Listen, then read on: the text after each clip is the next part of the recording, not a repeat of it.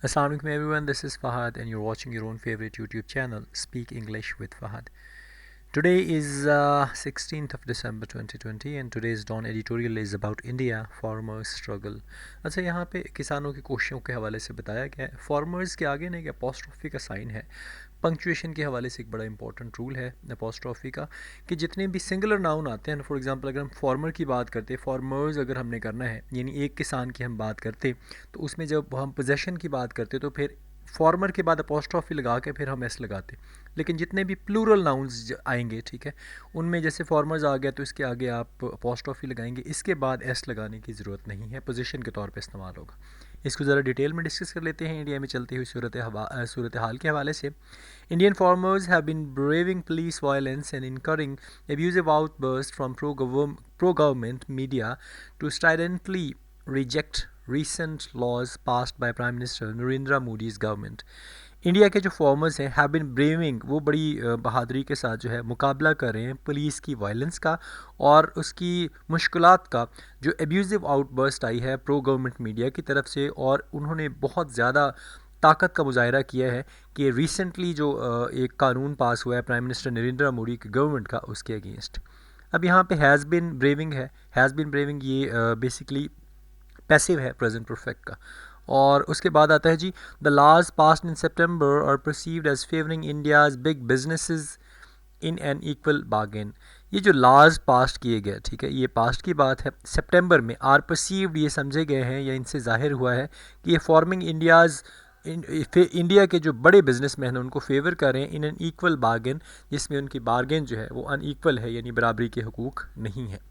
Among the स्टिकलिंग points, जो ये बहुत ज़्यादा स्टिकिंग पॉइंट्स सॉरी हैं, इनमें is an official aversion to the minimum support price the farmers want the government to commit to. उसमें सबसे पहली जो बात है वो ये है कि जिनके ऊपर यानी स्टिकिंग पॉइंट जिनके ऊपर उन्होंने स्टिक किया हुआ है या वो सख्ती के साथ उसके साथ लगे हैं, वो क्या है कि एक ऑफिशियल जो है हेट आई है कि वो मिनिमम सपोर्ट प्राइस जो है फार्मर्स को, जो वो चाहते हैं गवर्नमेंट उसको कमिट करे, और एक सब्सिडी चाहते हैं that most capitalist systems accord their agriculture के, जो ज़्यादातर जो कैपिटलिस्ट सिस्टम्स हैं वो अपनी जो एग्रीकल्चर है उसको देते हैं, but which has been frowned on in India since the advent of the 1990s।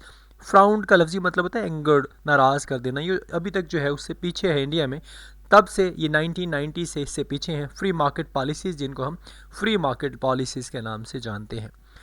The protesting farmers, जो प्रोटेस्ट करने वाले फार्मर्स हैं, are mainly from the large land holding regions of Haryana, Punjab and Uttar Pradesh. ज़्यादातर लोग उत्तर प्रदेश, पंजाब, हरियाणा के लैंड रीजन से हैं जो यहाँ पे इस वक्त किसान प्रोटेस्ट कर रहे हैं। देसे वो कहते हैं they have been dealing with village money lenders with whom they had acquired a comfort level, के जिनके साथ वो कंफर्ट लेवल एक्वायर्ड कर चुके हैं ना, वो उन मनी लेंडर्स के साथ वो क्या करें, डील करें। अब हैव बीन डीलिंग जो है ये भी प्रेजेंट का पैसिव है, और हैड एक्वायर्ड जो है ये पास्ट परफेक्ट है। The big corporates posed a threat, ये जो बड़े बड़े कॉरपोरेट्स हैं वो उनके लिए एक थ्रेट जो है उसको जाहिर करते हैं। They are seeking to harness Indian agriculture to their supply chain, वो क्या करना चाह रहे हैं, इंडियन कोशिश कर रहे हैं या विलिंग हैं, दे आर सीकिंग कि वो क्या करें, सहारा दे टू हार्नेस इंडियन एग्रीकल्चर को टू देयर सप्लाई चेन, अपनी सप्लाई चेन के ज़रिए, that details with interest of large MNCs, जो MNCs की एक बड़ी MNCs की जो इंटरेस्ट है उसके साथ जो मिलते हैं, जो उसको ज्वाइन करते हैं। सम एविडेंस हेयर, यहाँ पे कुछ सबूत जो हैं, वरीज द फार्मर्स, उन्होंने क्या किया है, उन्होंने किसानों को परेशान कर दिया है या परेशान करते हैं। Indian businesses have taken over large swathes of arable land in the developing countries, principally in Africa, triggering protest from peasant groups there against exploitative practices they liken to the colonial period। अब यहाँ पे देखें कि Indian businesses जो है have taken over large swathes। अब ये swathes basically क्या होता है, पट्टी कहते हैं या एक बहुत बड़ा धारी जिसको कहते हैं, ऑफ एरेबल यानी अनयूजेबल, यूजेबल ज़मीन का बहुत बड़ा हिस्सा है। इंडियन बिजनेसमैन ने उसको ओवरलार्ज कर लिया है इन डेवलपिंग कंट्रीज़ में, प्रिंसिपली तौर पे अफ्रीका में। ट्रिगरिंग प्रोटेस्ट, जो क्या कर रहे हैं, जो एहतजाज को ट्रिगर कर रहे हैं, फ्रॉम पीजेंट ग्रुप्स, पीजेंट्स का मतलब किसान होता है, पीजेंट्स के ग्रुप से, देयर अगेंस्ट एक्सप्लॉयटेटिव प्रैक्टिसेस, उनकी एक्सप्लॉयटेटिव प्रैक्टिसेस के हवाले से, they liken to the colonial period, जो वो कॉलोनियल पीरियड के साथ कंपेयर करते हैं या उसके साथ जोड़ते हैं। फार्मर्स के हवाले से अगर बात करें, द फार्मर्स से ये जो किसान हैं वो क्या कहते हैं, they have come prepared for the 6 months to talk Delhi's arterial roads. ये आर्टीरियल का मतलब है आर्टरी रोड्स, यानी जो सड़कें इधर उधर जा रही हैं उनके हवाले से वो फार्मर कहते हैं कि हम तकरीबन 6 महीने के लिए तैयार है कि हम जितनी भी दिल्ली की रोड्स हैं उनको हम ब्लॉक करें या उनको जो है चोक करें। चोक का मतलब ऐसे होता है सफोकेट करना, दम घुट, किसी चीज़ का सांस रोक देना, किसी चीज़ के लिए मुश्किलात पैदा करना। तो फार्मर्स का ये कहना है कि वो तैयार हैं कि 6 महीने तक जो है अगर उनके मुतालबात पूरे नहीं होते तो वो रोड्स पे रहेंगे। It could be extended to ensure repeal of the controversial laws, और इसको बढ़ाया भी जा सकता है। ये जो इनका टेन्योर है ना, इट कुड बी एक्सटेंडेड किया जा सकता है टू इंश्योर, इस यकीन दहानी तक कि repeal of the controversial law, ये जो कंट्रोवर्शियल लॉ के लॉज पास किए गए हैं जब तक ये रिवर्स नहीं होते वो उसको बढ़ा भी सकते हैं।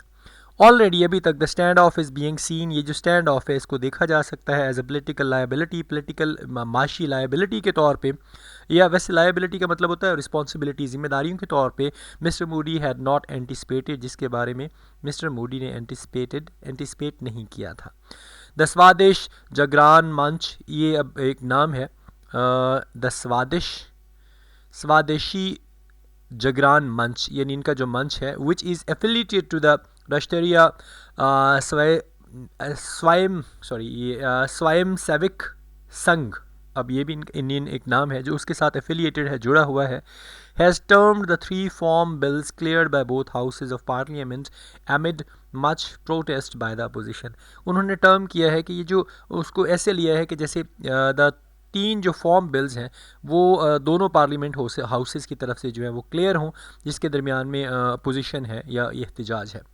Bulldozing of bills in parliament has become a feature of the Moody's government. Bulldozing का मतलब होता है वैसे तो है किसी चीज़ के ऊपर चढ़ाई कर देना, यहाँ पे मतलब है ना मानना, तज़हीक करना या ख़राब करना जो है बिल्स के हवाले से उनको नज़रअंदाज करना जो है अब पार्लियामेंट का एक फ़ीचर बन चुका है मूडी गवर्नमेंट में, which had use similar ambush tactics to dismantle the special status of India held Kashmir, जिसने इसी तरह के जो है ना घटिया किस्म के टैक्टिक्स जो है वो किए हैं ताकि वो ट्रैप कर सके, पकड़ सके और स्पेशल स्टेटस जो है इंडियन हेल्ड कश्मीर में उसको डिसमेंटल कर सके, उसको अलग अलग कर सके।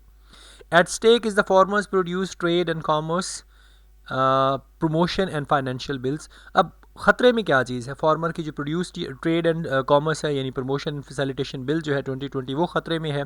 द एसेंशियल कमोडिटीज़ बिल जो है यानी अमेंडमेंट का जो बिल है 2020 वो ख़तरे में है। And the farmers empowerment and protection agreement on price assurance and form services bill जो 2020 में था, ये चीज़ें जो क्या है इनको इससे ख़तरा है। द गवर्नमेंट्स रिस्पॉन्स, अभी तक जो गवर्नमेंट का रिस्पॉन्स, अब देखें यहाँ पे फिर एपोस्ट्रॉफी इस्तेमाल हुई है और यहाँ पे जो एपोस्ट्रॉफी है ये वाली, अब देखें ये सिंगुलर नेम है गवर्नमेंट, तो इसके बाद कहा कि कीप पोजेशन के लिए आ गई।